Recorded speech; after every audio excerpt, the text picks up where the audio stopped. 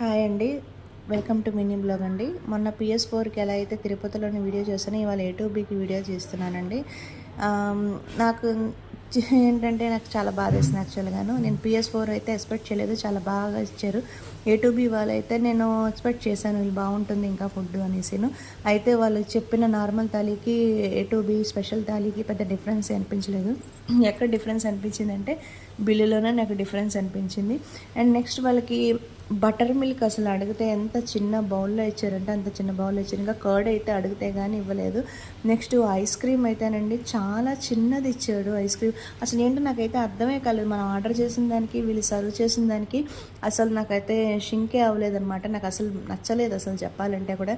చూడండి ice cream ఎంత చిన్నది ఉన్నాదో. అలాగే వచ్చిన క్వాంటిటీ అంత చిన్న చిన్న బౌల్స్. మళ్ళీ అడిగితేను సారీ మేడం మళ్ళీ మేము ఆర్డర్ మీరు ఇచ్చినా కూడా మేము ఇవ్వము అని చెప్పేసి నిజంగా బ్లంట్‌గా చెప్పేశారు.